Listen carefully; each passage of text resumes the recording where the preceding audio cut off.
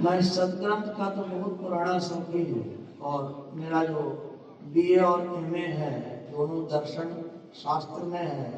धर्म और दर्शन शास्त्र मेरा संसारी विद्या का विषय भी रहा है और हमारा शोध कार्य भी बौद्ध ईसाई और इस्लाम धर्म के मूलभूत सिद्धांतों का समीक्षात्मक अध्ययन अंग्रेजी भाषा में था।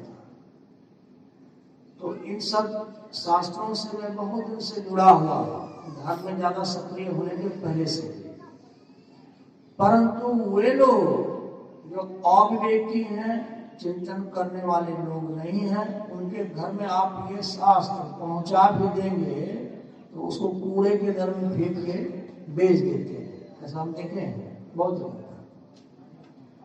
अब जो रागी व्यक्ति है उसके लिए ज्ञान भार है और वैरागी के लिए ज्ञान भार नहीं है, उसके लिए ज्ञान हल्का होता है। रागी है, संसार के प्रति आसक्त रहता है, अटैच्ड है, डिटैच्ड नहीं है, तो उसको संसार से प्रेम होगा, संसार की वस्तुओं से प्रेम होगा, तो ज्ञान से प्रेम नहीं होगा। ऐसा देखा गया है। और जिसका मन अशांत है, मतलब जिसके माइंड में ट्रैंक्विलिटी, पीस, ये सब चीजें नहीं है, उसके लिए, जिसका मन अशांत है उसके लिए मन भार है। मन, उसका मन ही उसको भार में जाएगा, उस पर बहुत भारी लगेगा कि चूंकि वो अशांत प्रवृत्ति का व्यक्ति, वो मन को समझ बूझ ही नहीं पाएगा। ये मन क्या है, इसका स्वरूप क्या है, इसकी प्रकृति क्या है, वो नहीं समझ बूझ पाएगा, उसमें परेशानी होगी उसकी। इस मन के खेल को समझना बहुत कठिन होता है, इतना आसान नहीं है मन के खेल को समझना।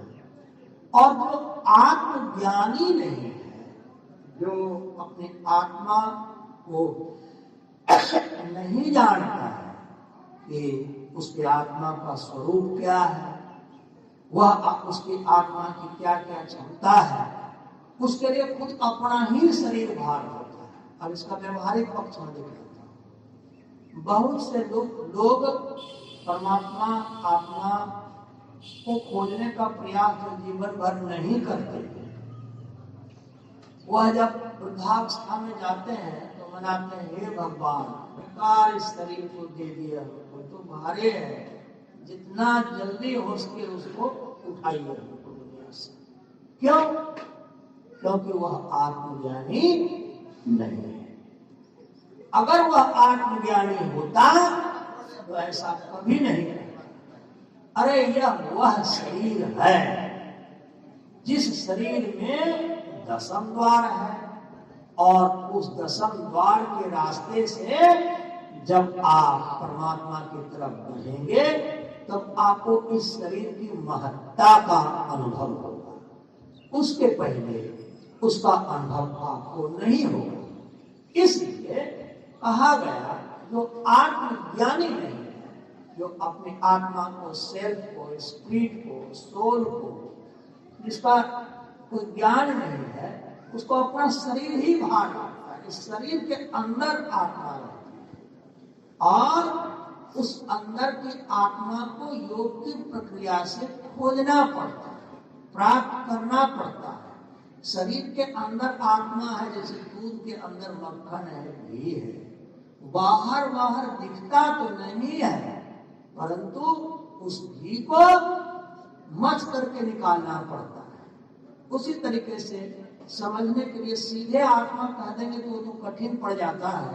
पहले चेतन आत्मा, जड़ के अंदर चेतन को खोजना पड़ता है। वर्षों लग जाते हैं, बरस बरस लग जाते हैं, उस चेतना को खोजने में, समझने में बहुत समय लगता है। परंतु जो खोजी होता है वह तो खोज ही लेता है।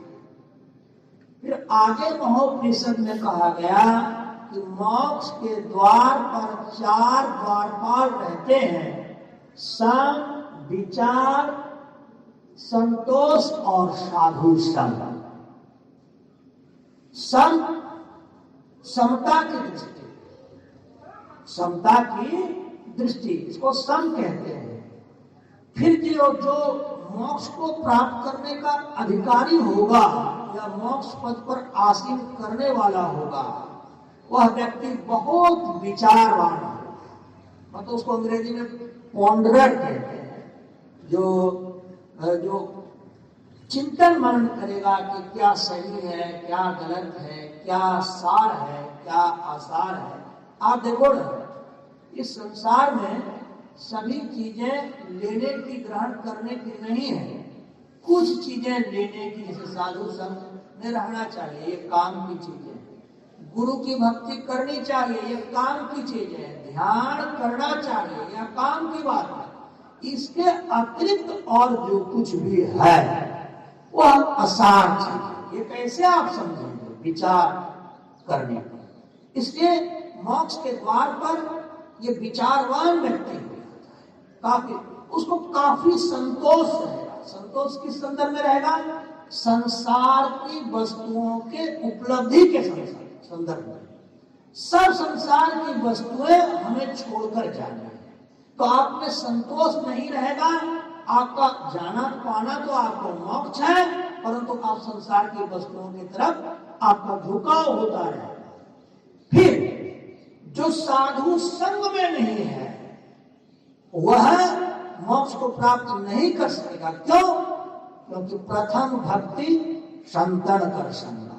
यह कहना, जो साधु के संग का विरोध करेगा वो अनंत काल तक मोक्ष पद को कभी नहीं प्राप्त कर सकेगा।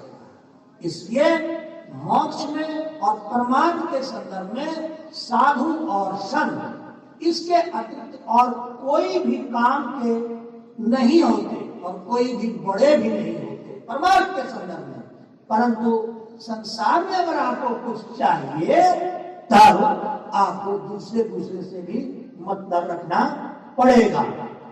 फिर कहा, दुर्लभो विषय त्यागम दुर्लभम तत्व दर्शनम।